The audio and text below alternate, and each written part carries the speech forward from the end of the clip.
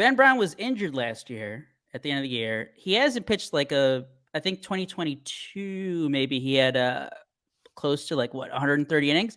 It's not a guy who this year, he's not going to give you 160, 170, 180 innings. There's going to be some pitch limitations there. This is how you, one, limit his innings, but two, still make him a valuable member of your pitching staff. Maybe it's not three, closer. not Maybe how you it develop is a starter, though. Maybe it's not how you develop a starting pitcher. Dude, ask Mitch and Zoe. How did Chris Sale work out? I also like to make a point about Ben Brown. His name is not tough enough to be a closer. That's the softest name. What are you talking about? Big Bad Ben Brown? No, it sounds like a Berenstain Bears character. Well, Mr. Ben Brown, Mr. Fuzzy Bear. That's disrespectful to Wait, what's a good closer name for you? Edwin Diaz. Yeah, that is yeah. Yeah, Zorro. Yeah, you know what I'm saying?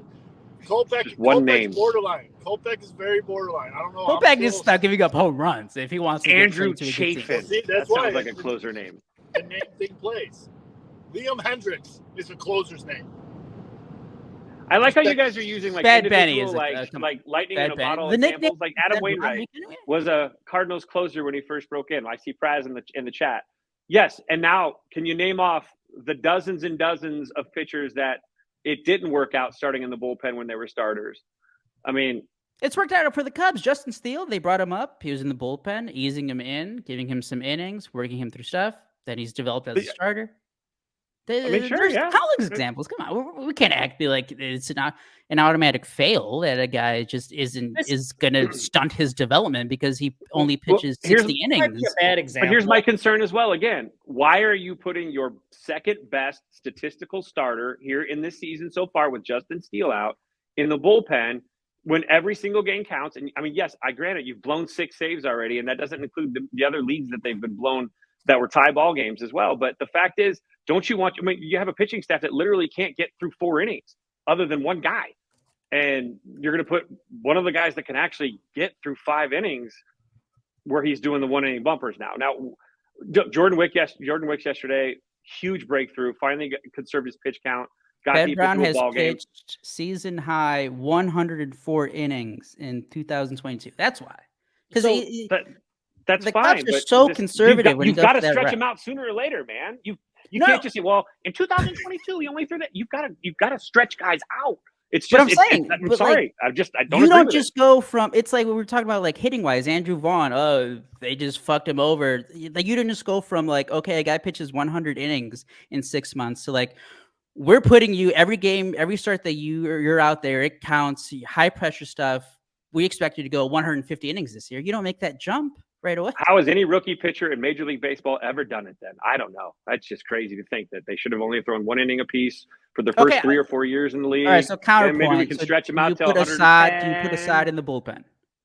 No, you don't. So who would put Wicks in the bullpen? Right now, you don't need to put any of them in the bullpen. You need to actually, be a good GM and make sure you don't underpay and take minor league contracts at the beginning of the offseason and not sign guys like Andrew Chafin. This is why Ben Brown's being used in the bullpen. Now that you're stuck here, I see Luke Little as an option, but he has too high of a whip. A 1.5 whip is not something good for a closer. We're talking about Ben Brown in the bullpen, why he's in the bullpen. So I'm asking you, if it's not he shouldn't be in the bullpen. That's the point. He shouldn't be in the bullpen when you have a guy who's your second best starter. Once Justin Steele comes back, he's coming back right now, is he? I said when Justin Steele comes back. What's the move there? Because I'm telling you, what I'm thinking. Again, I don't know this. I'm not in the clubhouse. I'm not talking to Craig Counsell, Jed Hoyer. This is just my thought. Is that they're preparing him to be a high leverage reliever, and you don't wait to do that. You have to ease him in to see if he can rebound multiple times. Well, here's me. I think Ben Brown is a better starter than Assad. So if you had to choose between Brown and Assad, I'd put Assad, who's more of a veteran guy that actually has pitched out of the pen, in the pen. But that's just me. Ben Brown he's a long. That's fine. That's why I don't agree with Ben Brown being and you pull him in for a 1-inning pisser tomorrow yesterday when you got a 4-run lead. And then you let Leiter go an extra inning, and then of course have to pull him. Like some of the bullpen usage itself has been question mark. Counsell's still learning the guys. I understand that, but I just don't think that a Ben Brown guy, a guy with his body, is built to be a long stretched out starter. Like, that's what he's built for. He has that long body. He shouldn't theoretically have the same kind of arm trouble guys that generate arm speed with smaller frames do. Like, he should be more effortless. So he's a guy that can actually be stretched out. I'd be more concerned with guys. I honestly, you've got a guy like Jordan Wicks, who yesterday finally got through 5 innings for the first time in his major league career and how many starts. And, you know, Javier Assad, again, there you go. So Mike Praz, you're going to go ahead and utilize stats from July 1st, 2023, but we're going to ignore Patrick Wisdom stats since April of 2023. Anyway, but you've got this situation. Assad is also proven to be a very good pitcher out of the bullpen. What are his numbers out of the bullpen compared to numbers as a starter? Ben Brown, I'm sure he can handle it. I want Ben Brown. I think Ben Brown is a future ace.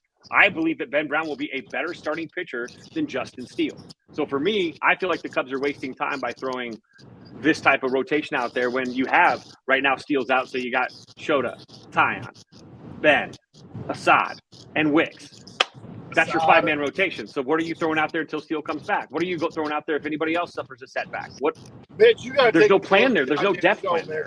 Take control of your goddamn show, Mitch. I'm thoroughly. I'm enjoying this.